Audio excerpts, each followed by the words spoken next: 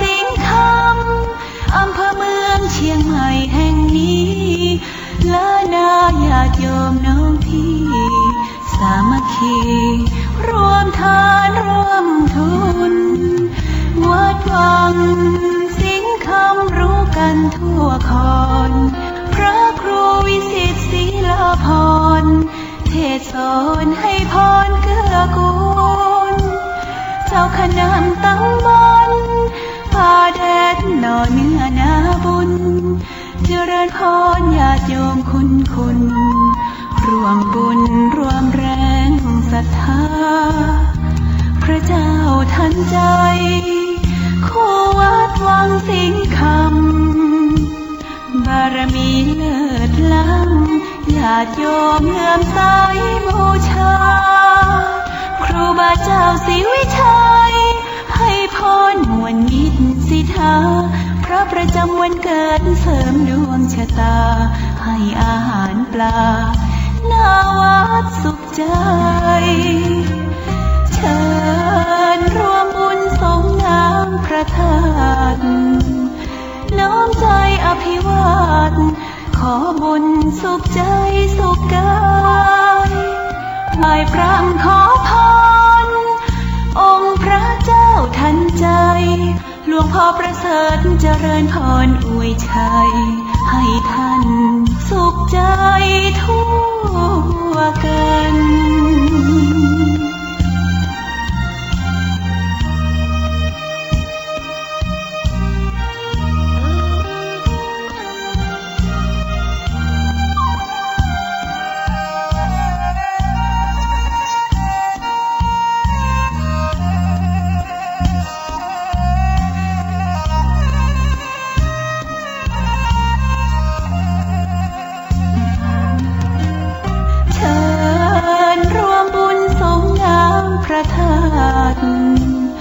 น้อมใจอภิวาทขอบุญสุขใจสุขกายไหว้พระขอพรองค์พระเจ้าทันใจหลวงพ่อประเสริฐเจริญพรอวยชัยให้ท่านสุขใจทั่วกัน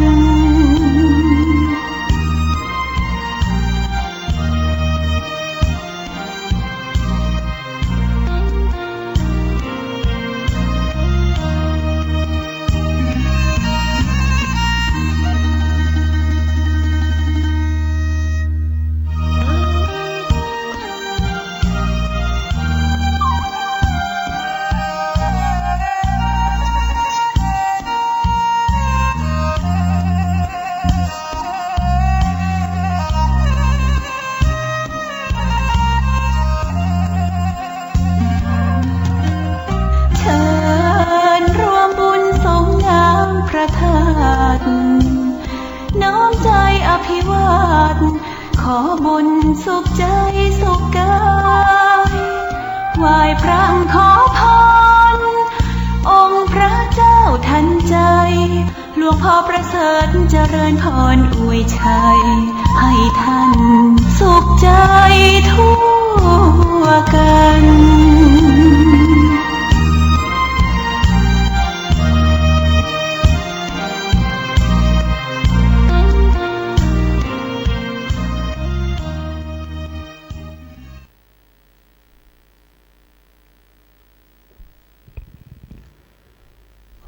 ยกมือ10 นิ้วกราบนบนอบน้อมยังพระติรัตนเกี่ยวเจ้าตั้ง3 ประการอันมีพระพุทธเจ้าพระสัทธรรมเจ้าพระสังฆเจ้าอันเป็นสรณะที่เปิ่งตีเคารพนับถืออันสูงสุดในชีวิตกราบคารวะแตบไตรไวยสาปารมีธรรมพระมหาเถรานุเถระสังฆภิกขุสังฆะสามเณรเจ้าจุตนจุองค์อันหมายมีพระเดชพระคุณหลวงปู่พระธรรมมังคลาจารย์ที่ปรึกษาเจ้าคณะภาค7เจ้าอาวาสวัดพระธาตุเจ้าสีจอมตองพระเดชพระคุณหลวงป่อท่านเจ้าคุณพระเทพโกศลที่ปรึกษาเจ้าคณะภาค7เจ้าอาวาสวัดศรีโสดาพระอารามหลวงพ พระเดชพระคุณหลวงป่อท่านเจ้าคุณพระธรรมราชานุวัตรเจ้าคณะภาค6เจ้าอาวาสวัดพระแก้วจังหวัดเชียงรายพระเดชพระคุณหลวงป่อท่านเจ้าคุณพระธรรมเสนาบดีรองเจ้าคณะภาค7เจ้าอาวาสวัดพระธาตุเจ้าดอยสุเทพพระเดชพระคุณหลวงป่อท่านเจ้าคุณพระเทพปริยัติเจ้าคณะจังหวัดเชียงใหม่เจ้าอาวาสวัดเจ็ดยอดพระอารามหลวงอำเภอเมืองเชียงใหม่พระเดชพระคุณหลวงป่อท่านเจ้าคุณพระเทพสิทธินายกท่านเจ้าคณะจังหวัดเชียงรายเจ้าอาวาสวัดพระสิงห์จังหวัดเชียงรายพระเดชพระคุณหลวงป่อท่านเจ้าคุณพระเทพสิงหวราจารย์รองเจ้าคณะจังหวัดเชียงใหม่เจ้าอาวาสวัดพระสิงห์วรมหาวิหารอำเภอเมืองเชียงใหม่พระเดชพระคุณหลวงป่อท่านเจ้าคุณพระราชรัชมุนีเจ้าคณะอำเภอเมืองเชียงใหม่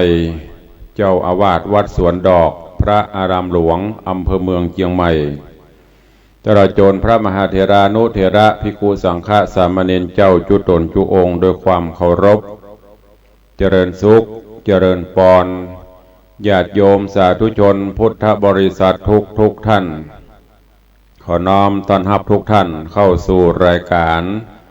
มรดกธรรมกำเมืองทางสถานีวิทยุกระจายเสียงพระพุทธศาสนาแห่งชาติและสังคมคลื่นเพื่อการศึกษาพระพุทธศาสนาและวัฒนธรรมตลอดจนคลื่นบริการสาธารณะจังหวัดเชียงใหม่ออกอากาศที่วัดฝ่ายหินตำบลสุเทพอำเภอเมืองจังหวัดเชียงใหม่ในระบบคลื่นความถี่ FM 104.50 เมกะเฮิรตซ์สถานีวิทยุวัดหนองไก่ตำบลสันปะยางอำเภอแม่แตงจังหวัดเชียงใหม่ออกอากาศในระบบคลื่นความถี่ FM 99.75 เมกะเฮิรตซ์สถานีวิทยุบริการสาธารณะวิทยุล้านนา CM 77ออกอากาศในระบบคลื่นความถี่ FM 97.5 เมกะเฮิรตซ์สถานีวิทยุพระพุทธศาสนาจังหวัดเชียงรายออกอากาศในระบบคลื่นความถี่ FM 99.50 เมกะเฮิรตซ์ตลอดจนวิทยุชุมชนคนนาน้อยจังหวัดน่านและวิทยุชุมชนเสียงตามสายหอกระจายข่าวตามวัดวาอารามตามหมู่บ้านตีต่างตุเจ้าหลวงต่างป่อหลวงป่อแคว้นได้เปิดฮือญาติโยมทั้งหลายตีตื่นมายามเจ้าได้รับฟังกันตั้งเชียงใหม่ตั้งลำพูนตั้งลำปางบางจุดบางที่ก็รับฟังสัญญาณในยามเจ้าเป็นรายการสดๆตั้งแต่เวลา 6 โมงถึง 7 โมงโดยประมาณพี่น้องญาติโยมต่างจังหวัดพะเยาก็ฟังเทปรายการเวลาประมาณช่วงบ่ายพี่น้องญาติโยมสาธุชนต่างจังหวัดเชียงรายก็ฟังเป็นเทปรายการในช่วงกลางคืนขออนุโมทนาบุญกับท่านผู้อำนวยการทุกสถานีตลอดจนกราบขอบพระคุณและอนุโมทนาบุญกับสมภารเจ้าวัดตุเจ้าหลวงหรือตุเจ้ารองตุเจ้าน้อยเจ้าหน้าที่ของวัดและต่างป่อแก่ป่อแคว้นที่ได้เปิดให้ญาติโยมทั้งหลายรับฟังตามหอกระจายข่าวเสียงตามสายของวัดและหมู่บ้านเนอรายการนี้ก็ดำเนินโดยกล่าวกับผมอัตมภาพพระครูวิสิทธิ์ศรีลาภรณ์เจ้าคณะตำบลป่าแดดเจ้าอาวาสวัดวังสิงห์คำใต้ตำบลป่าแดดอำเภอเมืองเชียงใหม่จังหวัดเชียงใหม่เป็นผู้ดำเนินรายการน้อมนำเอาสาระธรรมคำสอนแบบปืนบ้านล้านนาเป็นทำข้าวทำเรื่องมาเทศนาฮือท่านทั้งหลายได้รับฟังกัน ในช่วงนี้ก็ยังอยู่ในช่วงของการฟังธรรมเรื่องศรีวิจัยราชกุมารได้น้อมนำมาเทศนากำลังมาถึงภูกที่2จบลงไปเมื่อตะวาวันนี้ก็มาฟังกันต่อในภูกที่3เรื่องราวของศรีวิจัยราชกุมารในตอนนี้ก็กล่าวถึง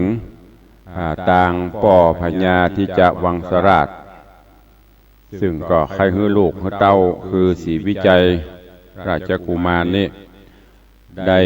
มีกู่มีกิมเพื่อที่จะได้ปกครองบ้านปกครองเมืองก็จะสรรหาฮื้อศรีวิจัยก็บอกว่ายังบ่เอาเตื้อยังบ่เปิงใจไผเตื้อขอไปเสาะไปว่าไปหาเอาคนเดียวเปิงใจไผที่ไหนก็จะบอกฮื้อเสด็จป่อเพื่อที่จะได้อภิเษกสมรสกันต่อไปย้อนกล่าวถึงศรีวิจัยซึ่งก็ได้นึกว่าการที่จะคบเพื่อนคบฟูงคบคนต่างๆนั่นมันมีนานาจิตต่างจิตใจคนเฮามันบ่เหมือนกันบางพ่องก็คบกันหันแก่ได้บางพ่องก็คบกันเพื่อที่จะช่วยสงเคราะห์อนุเคราะห์กันบางพ่องก็คิดว่าเมื่อเฮามีประโยชน์กับเขาเขาก็หันคุณงามความดีเมื่อเฮาบ่มีประโยชน์จะนะประโยชน์กับเขาเขาก็บ่หันคุณงามความดีหยังมีที่จะบนห้องไว้หยังหน้าไว้หลังหลอกก็มีตั้งหน้านี่อวดโยกยอปอปันตั้งหลังเหล่าสปะสปันก็มีมันเปลี่ยนไปตามสภาวะของจิตใจของคนก็เลยเลี้ยงนกแหกเต้าหรือว่านกแลคำตัวหนึ่งสอนคือจนหูวิสัยนิสัยมนุษย์หูจักอู้จักจ๋าสปะสปันจากนั้นก็บอกคือนกเนี่ยลองไปเสาะพอยิงงามหรือว่าไม่ยิงที่งามเพียบพร้อมงามตึงจิตงามตึงใจมีอยู่ที่ไหนทางใดพ่องเจ้าลองไปเสาะไปพอล้อนกแขกเต้าพอได้รับคำสั่งอย่างอี้ก็บินไปตามบ้านน้อยเมืองใหญ่ตามที่ต่างๆบางเตื้อก็ไปอยู่กับหมู่กับฝูงนกทั้งหลายเพื่อที่จะสืบเสาะแสวงหาว่ามีไผ่ที่ไหนที่งดงามพ่อง จนกระทั่งปุ้นไปถึงเมืองมิถิลาไปไปพบใส่ลูกสาวของพญาเจ้าเมืองชื่อว่าศรีไวยากาเป็นแม่หญิงที่สวยสดงดงามงามตึงนอกงามตึงในป่อพญาศรีวิรัทะราชศรีวิรัทะเป็นพญาเจ้าเมืองฮักขาง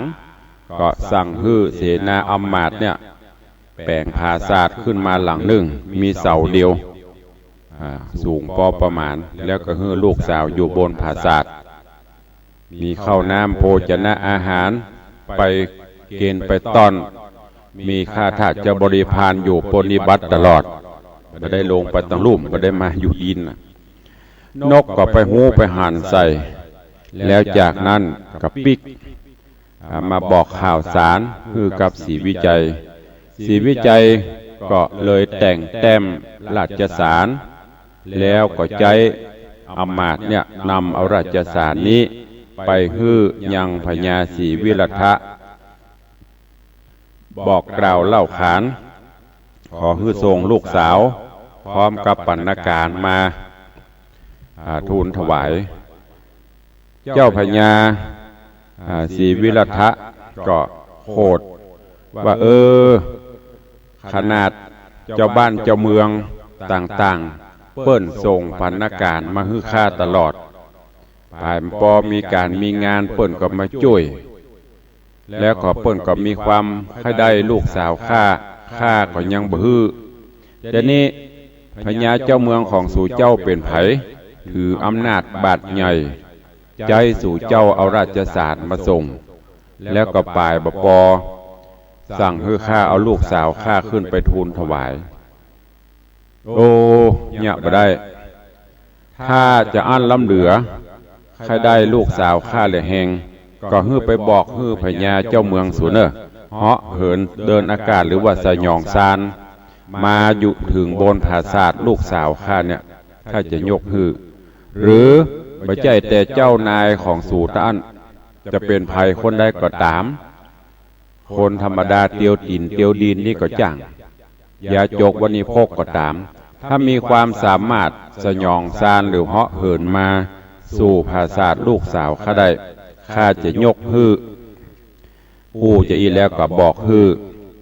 เสนาอำมาตย์ทั้งหลายเหล่านั้นก็ฮื้อนำเอาข่าวนี้บิ๊กไปบอกฮื้อลูกปี่สุเนอไปบอกเจ้านายสูคือศรีวิจัยกุมารนะอำมาตย์ทั้งหลายก็บิ๊กมาแล้วก็มาบอกกราบทูลฮื้อศรีวิจัยกุมารได้ฟังกว่าได้เทศนามาถึงตัดที่นี้ก็จบในภูกที่2ลงวันนี้ก็เชิญญาติโยมทั้งหลายได้ติดตามรับฟังธรรมเทศนาปืนเมืองเหนือเรื่องศรีวิจัยราชกุมารในภูกที่3แล้วท้ายรายการก็เมตตาญาติโยมเนอะที่ฟังรายการของตุลุงวังสิงห์คำอยู่ก็ได้โทรศัพท์แจ้งผลการรับฟังหรือบัตรโทรศัพท์เข้ามาอู้จ๋าเป็นกำลังใจกันและตารายการประมาณสัก 2-3 นาทีเนอะณโอกาสบัดนี้อย่าเจริญปอนท่านทั้งหลายได้ตั้งอกตั้งใจรับฟังธรรมอย่างที่ตุลุงได้บอกไปที่ตุลุงพองได้บอกแต่ต้นตะกี้ฟังธรรมะเข้าถึงบ้านถึงจองถึงในครัวถึงในรถในราจุติจุแห่งก็ฟังกันไปทำงานกันไปแต่ก็ขอให้ได้ใส่ใจตั้งจิตตั้งใจตัวเองมีสติมีสัมปชัญญะมีสมาธิในการรับฟังเนอฟังแล้วเก็บกรไกเอาแก่นสารน้อมนำไปประพฤติปฏิบัติในโอกาสต่อไปณโอกาสบัดนี้นะโมตัสสะภะคะวะโตอะระหะโตสัมมาสัมพุทธัสสะอันทะโขมะเหสะโคเทวาพุทโธนาการะปาโลนิโครเทอาทิวาเสสิติสัทธโวดุราสัพพุริสะตั้งหลายตั้งยิ่งใจหนุ่มเทาอันอยู่เฝ้าฟังธรรมจุงได้จำติดต่อตามบาทคอบาลีว่าอาทะโขมะเหสะโคดังนี้เป็นตนบัดนี้แดเตออาทะโขในกาลานั้นใสยังมีเทพไทยมะเหสะคา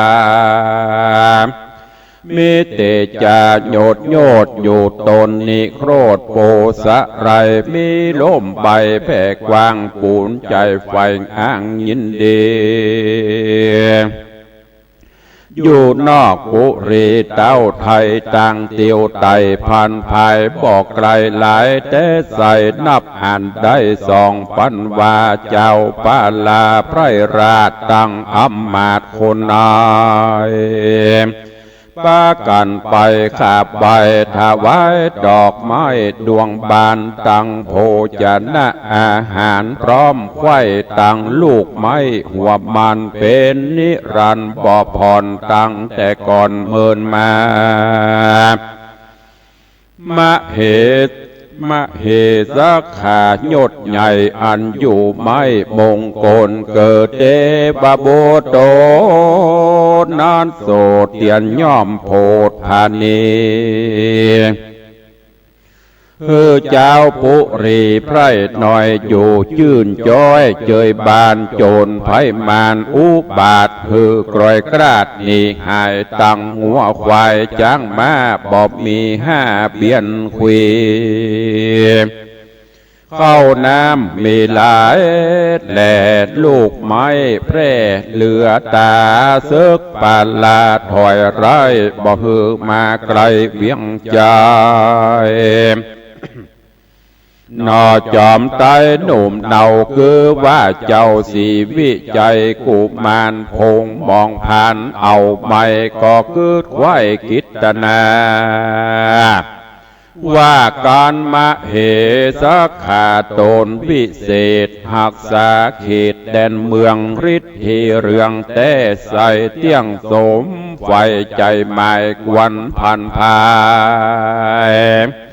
รีบห่าวไปสู่ดาวโพสะไลกันคาดนิ่งในเมียนแล้วก็คืออำมาตย์เกี่ยวต่างตนรีบเรรนแต่งไฟยังเครื่องใจปูจามีนาหลายหลากย่อมกล้ามากเกียงขานตั้งโพจนะอาหารลูกไม้พร้อมเสียงไว้ตามมีตังมโหรีเปียพาดมีบ่หือขาดอันใดกันเสนาในแต่งแล้วเจ้าหนอเกวราชกุมารก็ปาปาริวานมวลมากออกไปจากปารารีบไกลกลาไต่เต้าไปรอดเก้าโปสะไรก็เข้าไปที่ไกลจิทูบเตียนไตเตียนคามปากวางต่ำแวดล้อมโยกยื่นน้อมถวายตานยังของต่างหลายมวลมากอันต้นหากนำมา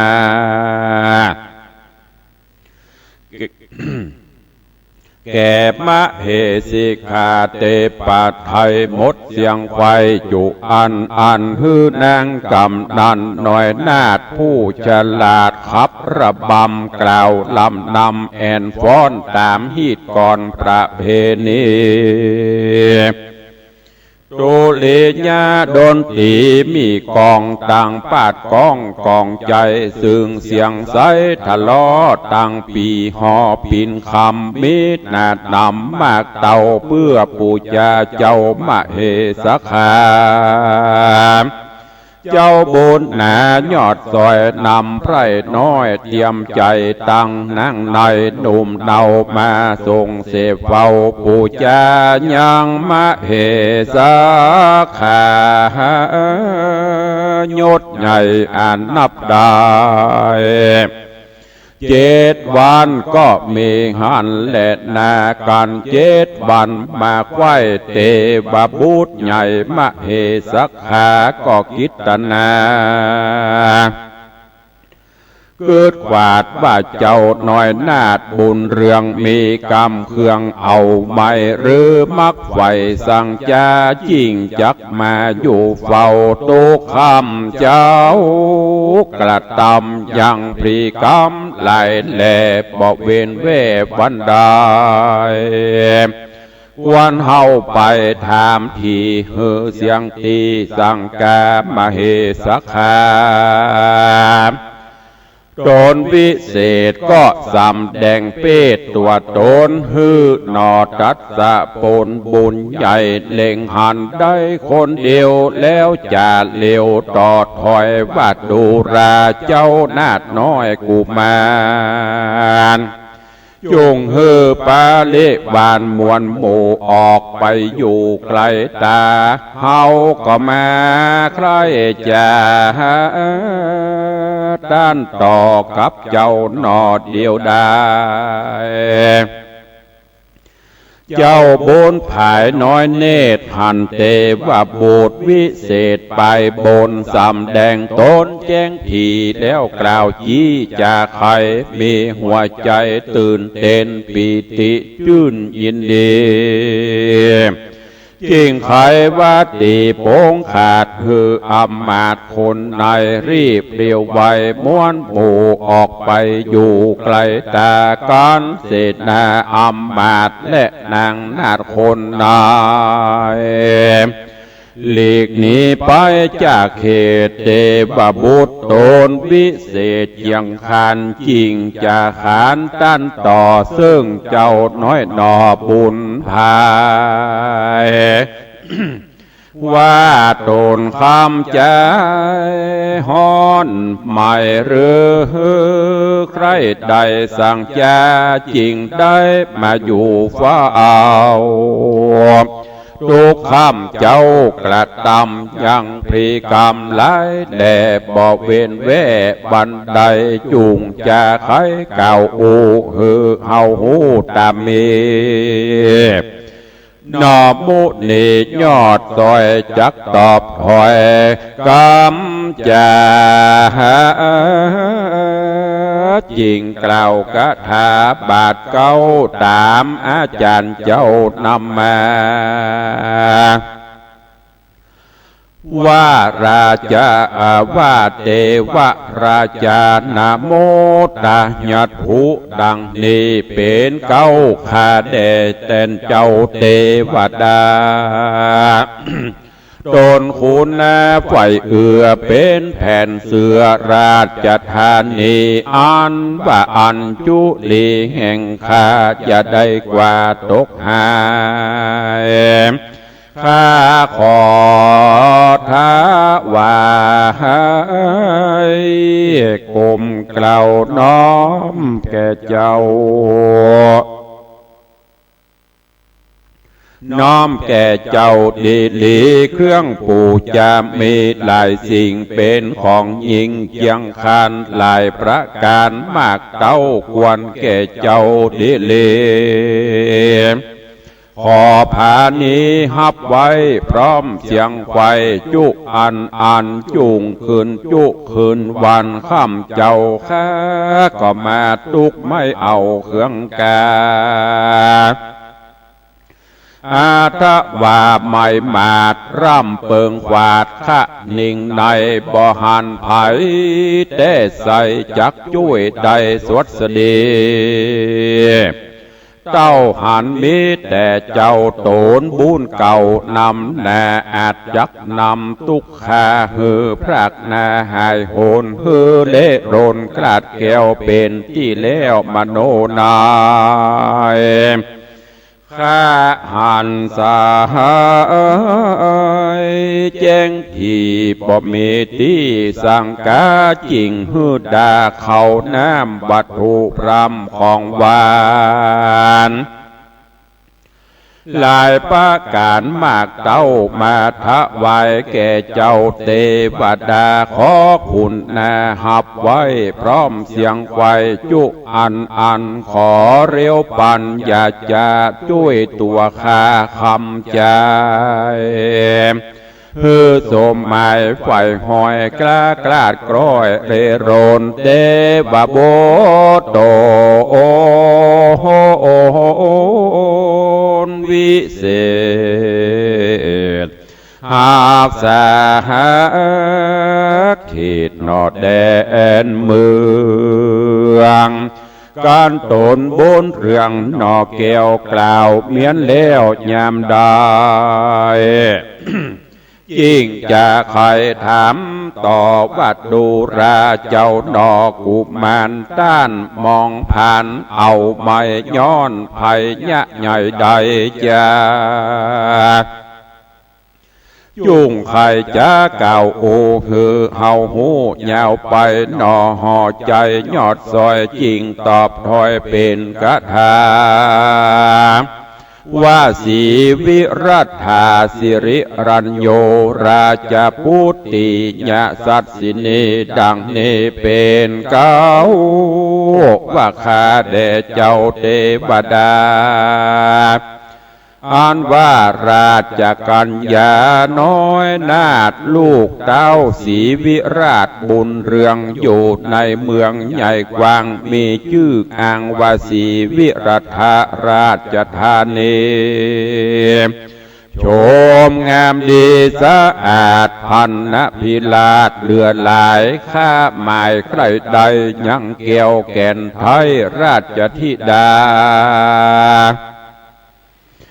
เจ้าปาลาโตนป้อหักลูกหนอหอมแปงจากำแข็งล้ำโลนบ่วังสืบสนไม่ตรีไขวาตีหาวหาดฟังแล้วบาดหัวใจ ว่าการใจได้ต่างนาเตจะกลาสิงสาสะยองมาไว้วาดโดยอากาศไปบนจากโยกโดนลูกอันเพื่อใจพูดนั่นบัดเดียวข้านิ่งเหลวเสียงไฟคนโลกไตเตียวดินจักเหินบินใบวองขึ้นสู่ห้องเวหาดังสากุนาน้อยใหญ่หาบอดใดแดนใดข้านิ่งในคำเจ้าเต้าหันแต่เจ้าเทวดาโตนมีเตจาบุญใหญ่จักฮือโสมไฟข้านิ่งหมายฮือทุกหลายใหญ่น้อยใดกลาดกล้อยไกลกลาขอคุณนะอย่าจะยกตัวข้านำไปยังเวียงใจต่างดาวเถิงรอดเต้าพังกาแห่งสลีโสภาหยอดซ้อยฮือโสมไฟหอยขะนิ่งในแดดเตออันว่าเทวบุตรตนวิเศษฟังเจ้าน้อยเนตรบุญมีใครว่าดีแจ้งทีจริงกล่าวจี้กำไปว่าดูราหนอจอมไตยศใหญ่ด้านอย่าได้มองผ่านบ่ปอนานเนิ่นจ้าจุงจูทาวังไปจากสมจ้าไฟห้อยบอกกลาดกร้อยวิทวามเจ้ากิ่งรำฟังแล้วใจพองแผ้วหน้าน้ำหยอบมือตำตั้งเกลาไว้ลืมเล่าลายโหนเทวบุตรโตนวิเศษก็ละเพศหายไปนอจอมไตยศใหญ่ก็นำไพรไตโยธาตั้งนางกัญญามวลหมู่ปอกขึ้นสู่หอคำก็มีวันนั้นและนากันไรตรีก็มารอดเจ้าน้อยยอดราชบุตรรับสามพรานมาบ่อยในพระศาสตร์ซอยมงคลเทวบุตรโตวิเศษรักษาเขตราชธานีก็อุ้มเอาเจ้าบุญมีน้อยนาดไปโดยอากาศสับปันเถิงหอจันทร์ที่อยู่แห่งนางกินกูแปลงเมืองเจ้าบนเรื่องจริงตื่นปิกปินปิกฟื้นหมื่นตามเหสขาโยดใหญ่ก็วางเจ้าไว้บัดเดียวแล้วจะเลวด้านต่อว่าดูราเจ้าหนอบุญนาเจ้าอย่าลาสาปะมาดยุงคืดขวาดอนตะลายจุแรงไงซ้อนส่องหาอย่างจ้องสวัสดีเจ้าจุงมีโจกใหญ่สมใจไฟกิตนา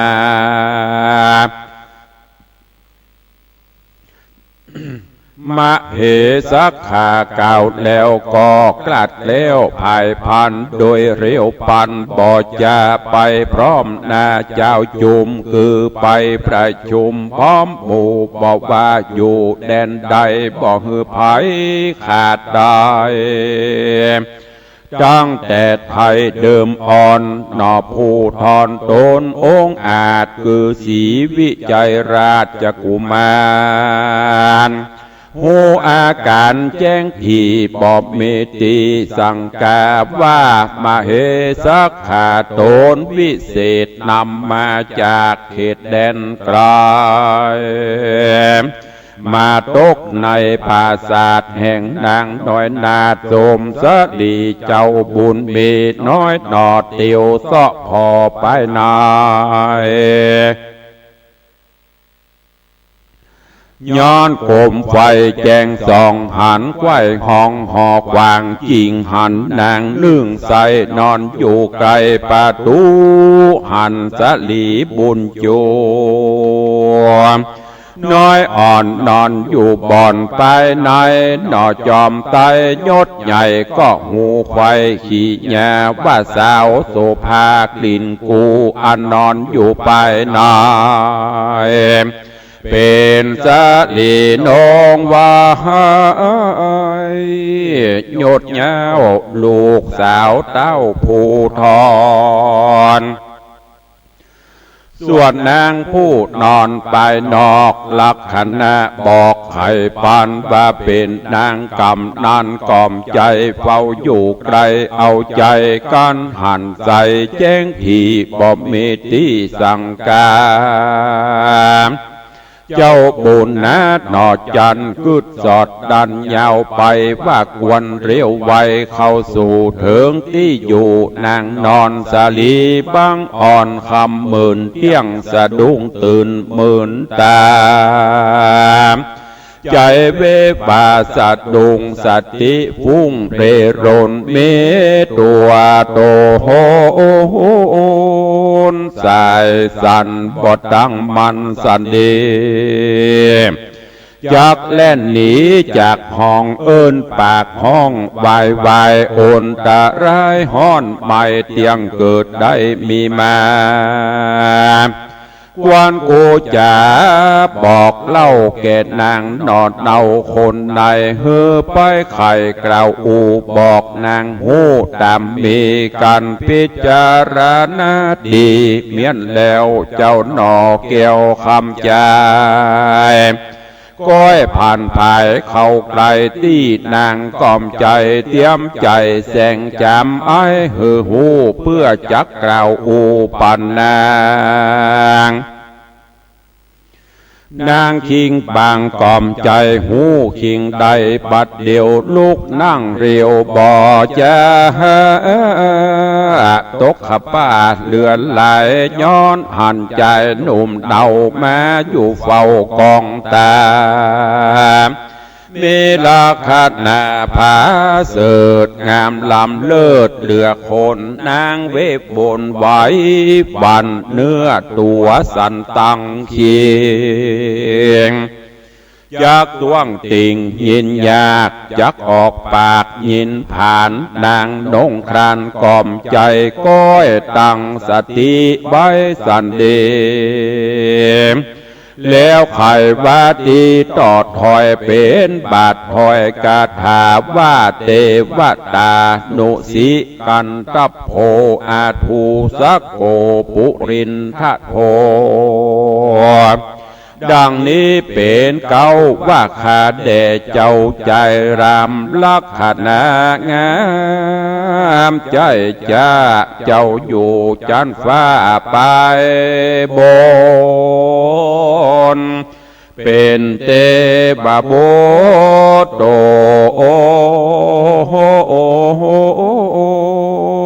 บุญใหญ่มาอยู่ไกลกองตาหรือเป็นการรับอาตนวิเศษอยู่ในเขตหิมพานต์จากดงดานเถื่อนทองมาสู่ห้องพังกาหรือเป็นคุณอินตาเทพไทยสมปั้นใหญ่หลวงลายได้คงควายบอบพรแต่จากก่อนเดิมอ่อนบุญบอรอนเสียงขาดมาต้องปาดต่อโจรยักเอาตนแห่งเต้าขึ้นภาพดาวส่องสวรรค์ได้ผ่ายผ่านมาสู่ยังถึงที่อยู่ห่อใจหรือเป็นใจใดโลกลาเตจะกล้าเหลือคนหูเวทมนต์แจงจอดขึ้นมารอดไปหน่อยยินเครื่องใจใครใดหรือมักไฟสั่งจาขอคุณนากล่าวอูฮือข้าหูตามมีหนอมุนียอดโซ จริงตอบถ้อยไข่จ๋าว่าดูรานางเตรียมตาเฮ้ยแกวนใจนางอย่าได้ยินกูอ่านว่าตัวแห่งปีขอกล่าวชี้ตามธรรมบ่เอากรรมจุล่อมาต้านต่อไข่ปันปีบ่ใจอยู่สวรรค์เตตองโคงเขตห้องเมืองบนบ่ใจเตบาโบโตโหนบุญใหญ่บ่ใจเตปะไทยอินตาบ่ใจกันตับผาโตนวิเศษอยู่ในเขตไพรโซนปี้เป็นคนโลกไตเป็นลูกดาวไทยภูทร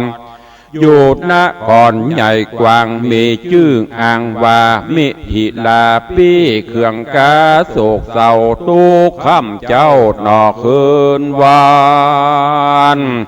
ย้อนใครหานสาวน้อยงามจื่นจอยสีไวยกามราชธิดาโยดยาวแห่งต้านเต่าผู้บานตุกมองผ่านไม่มาตัดบอกขาดเหลือใจ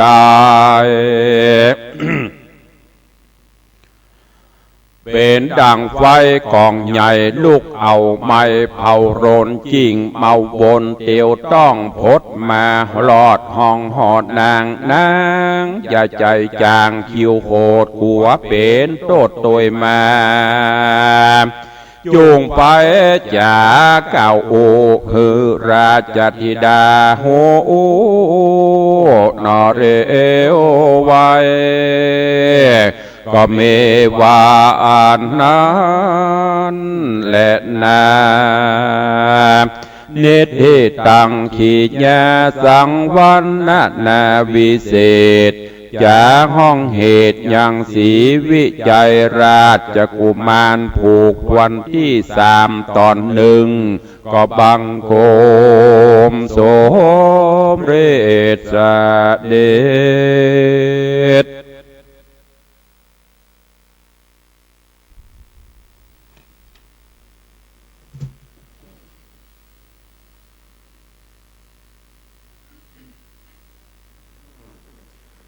ญาติโยมท่านสาธุชนทั้งหลาย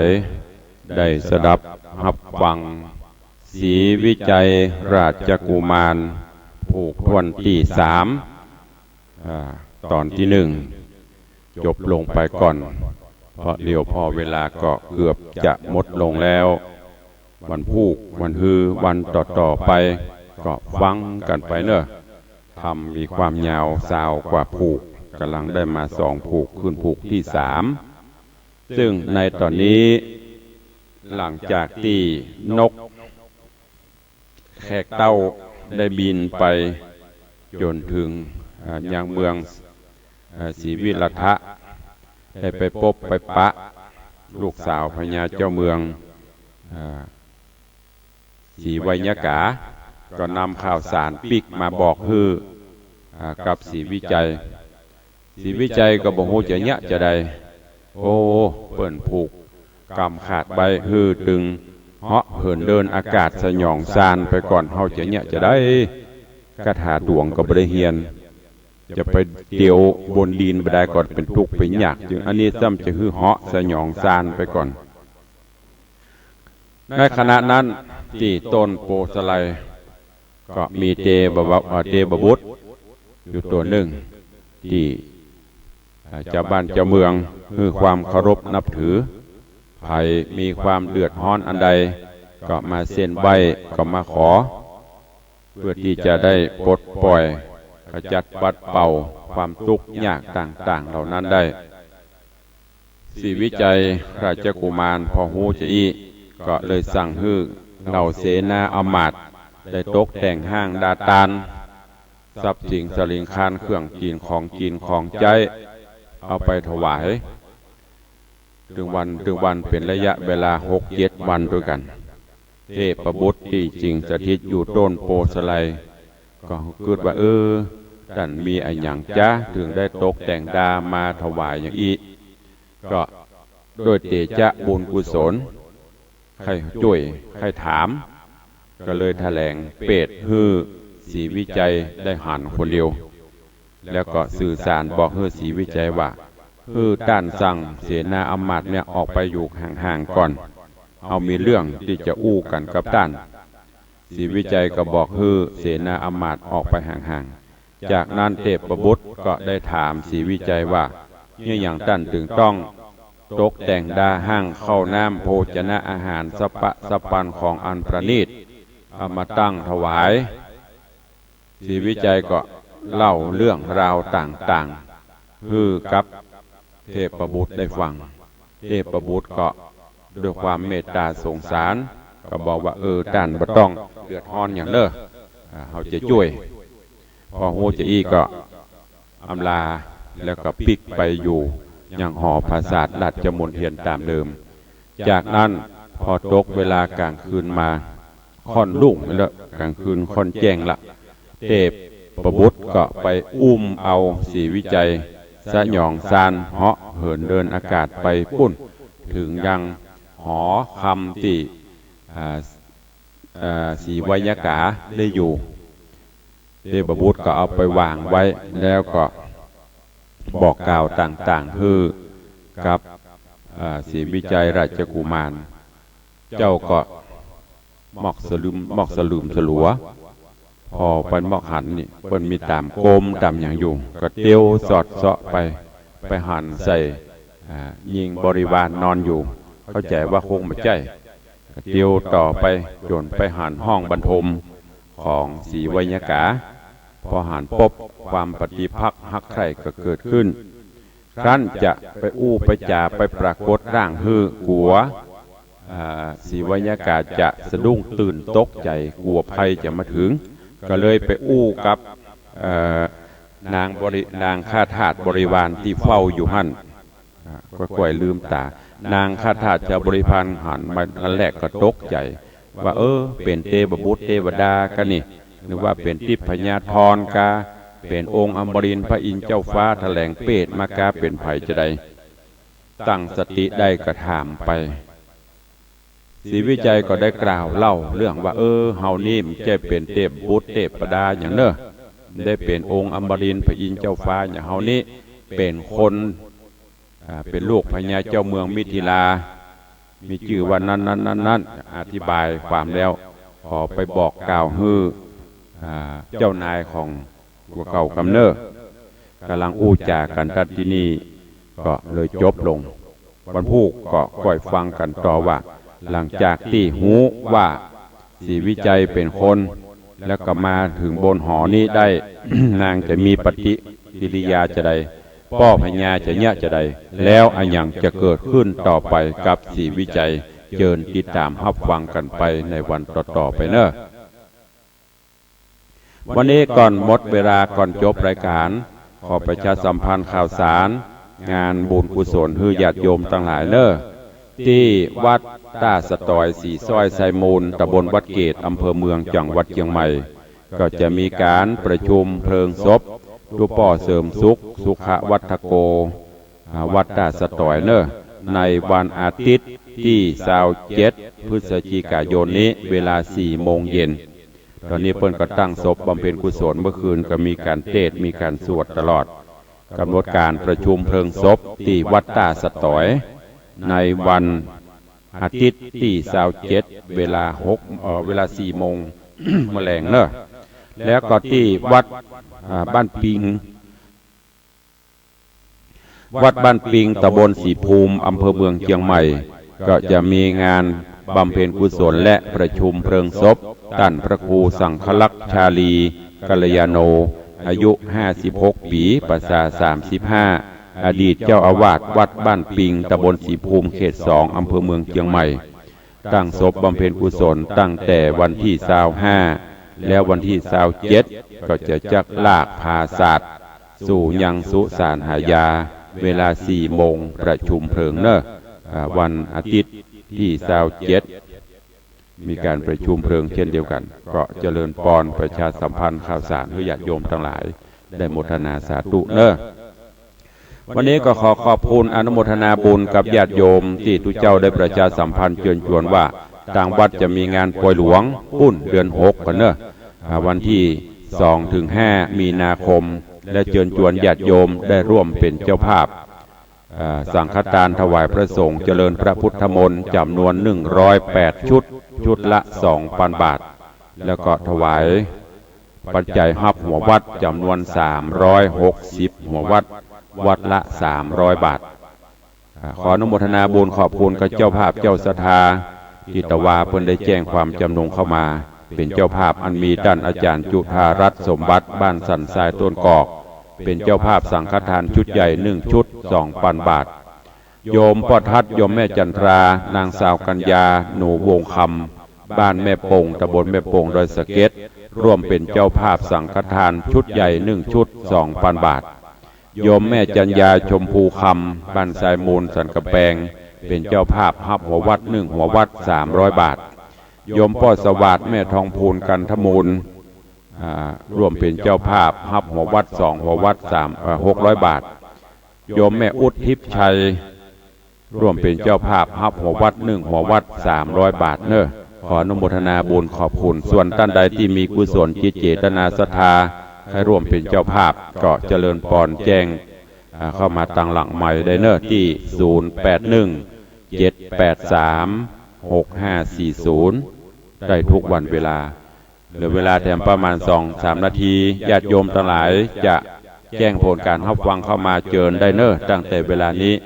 เล่งหน่อยเนอะเวลาจะใกล้จะหมดละ0817836540โทรศัพท์แจ้งผลการรับฟังเข้ามาเนอะสัก 2-3 สายก่อนที่เวลาจะหมดในเจ้าวันนี้ฟังจากตั้งใดพ่องจามีอยู่ก่อนมีคนฟังก็บ่มีไผฟังเช็คสัญญาณสักน้อยเมื่อเจ้าไปฟังจากตั้งใดพ่องจะไปลืมเนอะปล่อยหลวงบัดนี้ต่างวัดที่ได้ศรัทธาเขาได้ช่วยกันคือลำต่ำสร้างมาก็เกือบจะเสร็จสิ้นสมบูรณ์ละก็ขอเชิญทุกท่านด้วยเอาแล้วเนาะเจ้านี้ให้รับกันอากาศเย็นบลุกกันเตื้อมมีไผโทรเข้ามาสักคนเวลาหมดเวลาละก็ขอนำรายการจากญาติโยมไปก่อนวันพุธก็ค่อยพบค่อยปะกันตามปกติขอความสุขสวัสดีจงบังเกิดมีกับทุกท่านอยู่เย็นเป็นสุขจุ่มเนื้อเย็นใจสุขภาพพลานามัยสมบูรณ์แข็งแรงเหมือนกันจุตนจุองจุผู้จุคนเนอจัตตารโอธรรมาวัฏันติอายุวันโนสุขังภะลัง